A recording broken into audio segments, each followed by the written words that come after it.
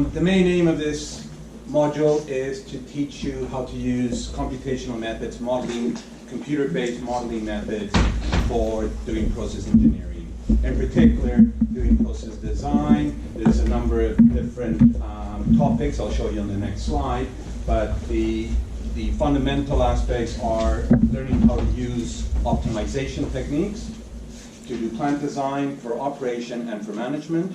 You'll learn and understand the numerical techniques used by these methods, and you will hopefully, by the end of the module, learn how to formulate these problems, how to write the models and describe the objective of the problem that you want to solve, to be able to put it into the computer and have the computer solve it for you. Okay? And as I said in the bottom point, it's for process synthesis, designing new processes and optimizing even existing ones. So the actual topics are listed here. The color doesn't mean anything, it's just to distinguish the different bullet points, I think. Professor Papageorgiou will be teaching the first, third, fourth, and fifth topic, and Professor David Vogel will be teaching the second one. So what we have is a number of optimization techniques, including linear programming, simple graphical methods, so in fact something you can do by hand, but then also implementing on the computer. We have nonlinear process optimization. We have discrete modeling process systems. By discrete modeling, we mean choose the choice of different units, different combinations in units, and so on. And then the last two topics, algorithmic approaches for sustainable systems, emphasizing in particular heat exchanger networks, and then looking an introduction in how we do process design and process optimization when we have uncertainty. Okay, so those are the 5 topics. In terms of the actual delivery of the module, Professor Papageorgiou is the coordinator.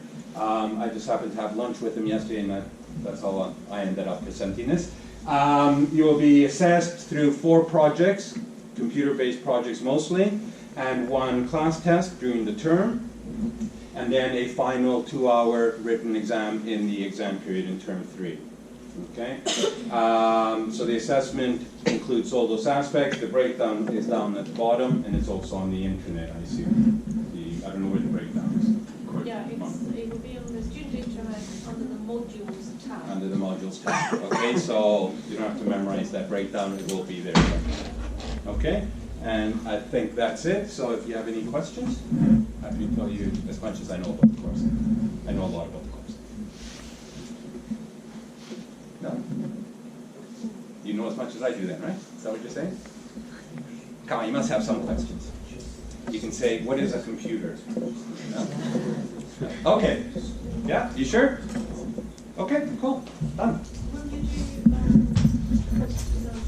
No, Richard's doing it. Yeah. Yeah, you'll mention my name hopefully, but he's doing it. Yeah. You're late.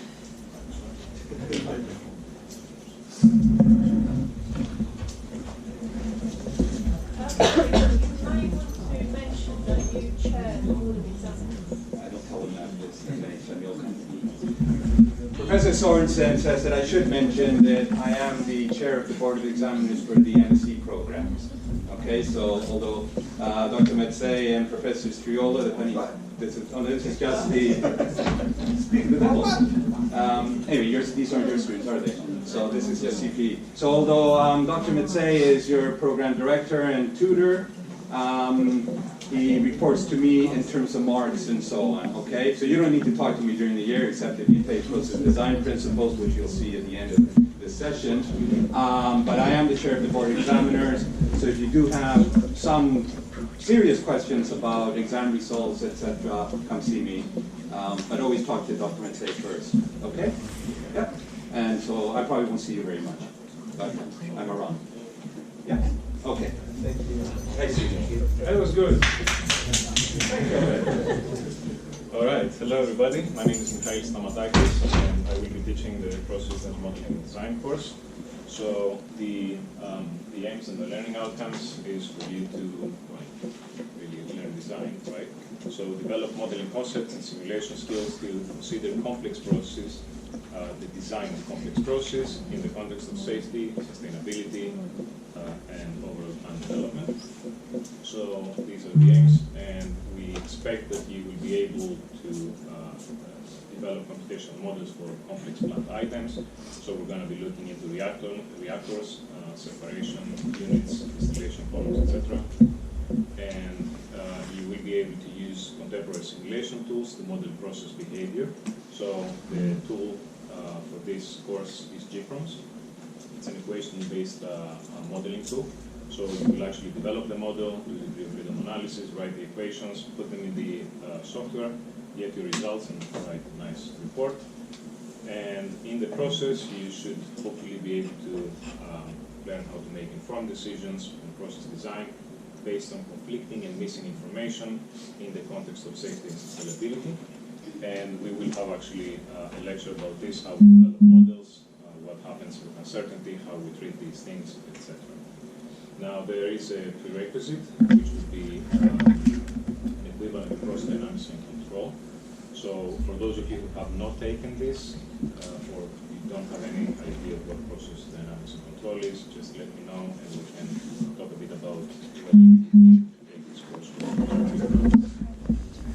Right, so I will be teaching this with Dr. Mazafir Molay Khartouni, who is the teaching fellow, who will be helping throughout the process. And in terms of the assessment, this is 100% coursework. So there will be 2 quizzes on GPROMS, each one worth 5%, so all of them will be 10%. There will be 2 courseworks. The coursework, the way this works is it's going to be like an in-class exam. So 1 hour, I will give you a process. You will have to develop the model for the process, and then we will mark this.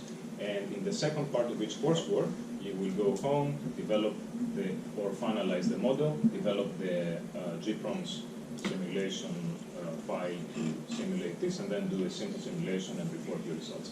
So this is why you see part 1, 10% for each one of them, part 2, 5% for the first coursework, 10% for the second coursework. There will be a GPROMS exam, which will be a 2-hour in the context of the tutorials, which will be lab-based. You will have 2 hours to develop a model, actually to put the model into the simulation framework. And then there will be a final project, 50%. The final project will be due late December. And it will be, so these will be partly in groups. So these will be done in groups, but part of the project will be group assessment and part will be individual assessment. Right, so some marks will be for individual effort and some for group effort. So this is the timeline. Well, this will be available to you on Moodle. In any case, just pay attention to these, the quizzes when the deadline courseworks are, etc. And I think that's it. Do you have any questions? No questions, okay.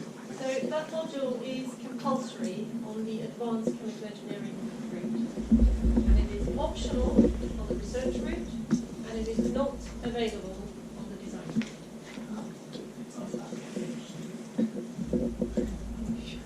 Should they? Yeah. The same as what you did in first, as in bachelor's degree, as in is it more than that, or are you just kind of So for those of you who have done a chemical engineering first degree, this would build on what you did in terms of process dynamics and control. So it is not repeating it, it is building on it. And that is why those who are on the design route cannot do it, because you haven't done process dynamics and control yet. You will be doing that as part of your OSC. And this is why, although it is available to those on the research stream, you should speak to Dr. Samantakis if your first degree is in chemical engineering to see if you have the required background that you would need in order to take this module.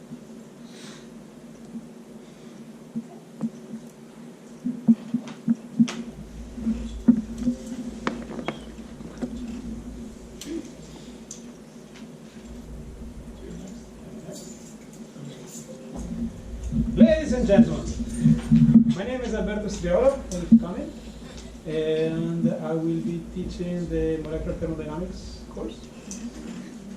First class, I believe, is next Tuesday.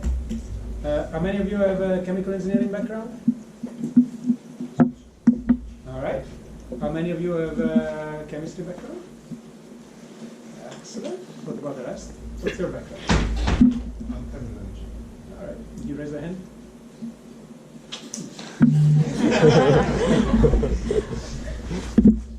All of you have done some sort of thermodynamics in the past.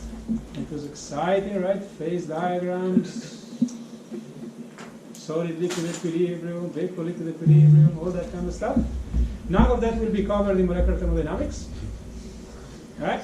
So what we are going to do is to start a little bit from the first or second law of thermodynamics, just to make sure that everybody's on the same path. And then what we do, we start talking about molecules and trying to figure out why some fluids behave the way they do and some other fluids don't behave the way they do. The course splits up essentially in two parts. The first part is to try to understand what these molecules are, how they behave, why is a polymer different than a monomer, why is a surfactant different than a water molecule. In the second part, it's essentially a project where you will be using molecular simulations to attack probably a separation type of activity. Right? So the course, so these are the two main parts. I will be teaching the first part. The second part, one colleague of mine will cover for that part. It's supposed to be Oswald, but I think it's going to be paternity leave, correct? The first part is going to give you the material, the background, so that you can tackle that project in a way that makes sense. We will do a little bit of traditional, very little. You will understand a little bit about statistical mechanics. Typically, that is the part that is a little bit more scary. And then you will do a lot of simulations, which is using supercomputers.